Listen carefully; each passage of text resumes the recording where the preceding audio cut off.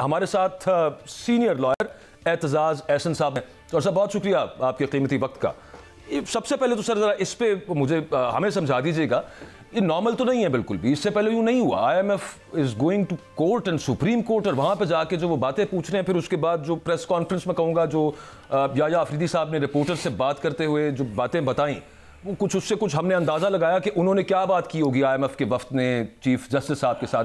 How do you see it all कि IMF का वफ्द supreme court में? ये बड़ा गैर रवायती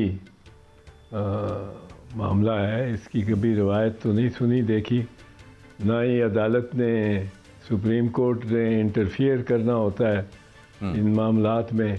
ये तो एग्जेक्टिव के साथ ही मिलते हैं, एग्जेक्टिव और फाइनेंशियल जो इंस्टीट्यूशंस या फाइनेंशियल जो members with fiscal and financial expertise जो गवर्नमेंट में है, वो फाइनेंस मिनिस्टर हो गए, कॉमर्स मिनिस्टर हो गए, इस किस्म की जो इकोनॉमिक मिनिस्ट्रीज़ हैं, उनके साथ ही इनका राब्ता रहता है। ये बिल्कुल ही पहली बार दफ़ा हुआ है कि वो चीफ सुप्रीम कोर्ट चले गए और चीफ जस्टिस से भी मिले हैं, और चीफ जस्टिस से बड़ी उन्होंने बाद में ब्रीफ किया है। मुझे उसका तो इल्म नहीं उन्होंने क्या ब्रीफ किया। I have not been before the television उसको देखने के लिए, मुस्तकिल देखने के लिए, लेकिन ये बिल्कुल गैर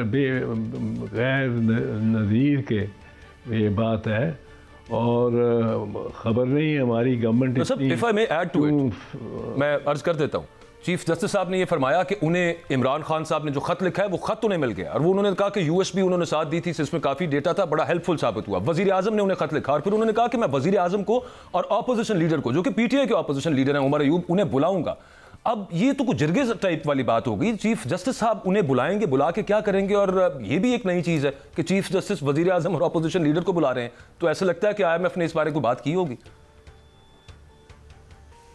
IMF ने ज़रूर की होगी कोई अदालतों के मामलात में, कि वो ये तो ले रहे हैं, वो तो लेते हैं इस मामले को, तो अंडर कंसिडरेशन रखते हैं हमारे कम अज़ कम हवाले से, कि पेंडेंसी बहुत ज़्यादा है, इकोनॉमिक एक्टिविटी भी स्टॉल हो जाती है जब एक केस 6 साल 8 साल 10 साल स्टे ऑर्डर पे चलता रहता है।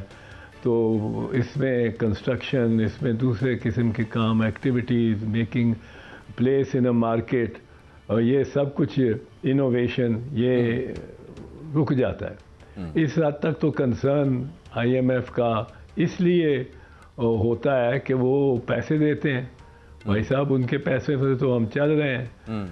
पर उन्होंने ये स्टडीज़ तो करते थे, और एक्सपर्ट से राय भी लेते थे, लॉ मिनिस्टर भी उनको कई मुल्कों के मिलते थे, लेकिन चीफ जस्टिस को जाके मिलना और सुप्रीम कोर्ट में इस तरह पहुंच जाना, ये आउटरीच है बहुत ज़्यादा IMF की, क्योंकि चीफ जस्टिस साहब तो हमारे अपने मामलात में उनको न्यूट्रल रहना चाहिए, और उनको बड़ी स्ट्रिक्ट ट्रेडिशंस तो ये थी, बड़ी स्ट्रिक्ट, कि चीफ जस्टिस नहीं जाते थे किसी भी सरकारी फंक्शन में, ये वो।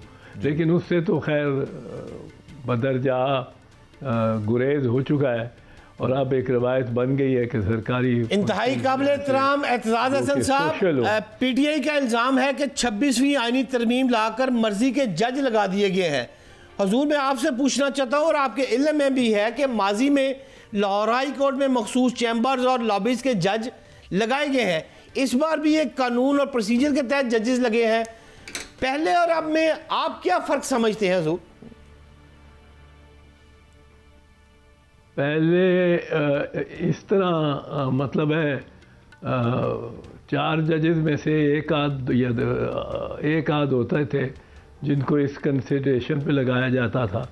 ज़्यादातर अक्सरियत वही होती थी जिन पे मेरिट हो, और एक आध आप जानते सारे ही पहचानते थे उनको कि वो मखसूस लॉबी के हैं या वो किसी पार्टी में रह चुके हैं, सियासी जमात में उसमें फ़ाल किरदार अदा करते रहे हैं और जज लगा दिए गए हैं। इसमें 60s में अफजल चीमा साहब एक थे जज, उनको लगाया गया था। उस डिप्टी स्पीकर थे वेस्ट पाकिस्तान असेंबली के और उनको जज लगा दिया गया था। उस पर काफ़ी लोगों ने तनकीद की थी, पर बाद में ये काफ़ी रिवायत बन गई और समझा जाने लगा कि ये एक आध जज तो 5-6 जब हलफ लेते हैं उसमें ऐसे होने चाहिए। इस दफ़ा बहुत ज़्यादा मेरा ख्याल है मामला बना है। और एक जो चीज़ जो लोग देख नहीं रहे, मैं आपको बताऊं, एक जो बात हो ही नहीं रही, मैं हैरान हूँ कि हो ही क्यों नहीं रही। वो क्या सर? और इसी तरह वो ये है कि आपने इस दफ़ा प्रोसीजर ये बनाया कि 54 आई बिलीव 54 अफराद हजरात को रिकमेंड किया गया, मुख्तलिफ मेंबर्स ने मिला के वो जो जुडिशल कमीशन है, जुडिशल कमीशन के मुख्तलिफ मेंबरान ने जो जिनको रिकमेंड किया कि इनको कंसिडर किया जाए इनके नामों को, वो 54 थे। और अगलब ये है कि उनमें से 12 या 13-14 अपॉइंट हुए हैं। अब अगर आपने मेरा नाम दे दिया है उस इम्तिहान में डाल दिया, मुझे भी बिठा दिया है कि आपका भी इम्तिहान है और आपका भी पे भी फैसला होगा। अब मुझे ना सुना गया है, ना मुझे बुलाया गया है, ना मेरे से कुछ कागजात मांगे गए हैं।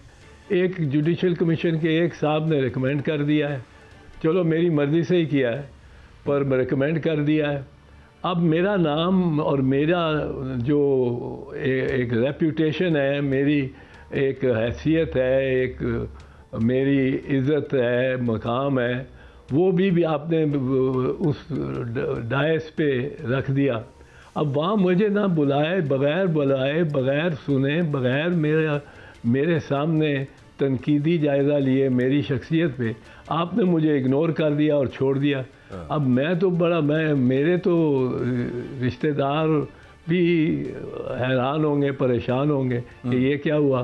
फिर मेरे जो शरीक है, जो मतलब जो दुश्मन होते हैं, दुश्मन तो जो मुखालिफ है, उनके लिए बड़ी खुशी का मामला होगा। वो ये मीडिया पे चलाते फिर रहे हैं कि जी वो जिसको नहीं भी पता उसको पता लग जाए कि अलिफ रिजेक्ट हो गया, बे रिजेक्ट हो गया, रिजेक्ट हो गया जी, मुस्तरद हो गया।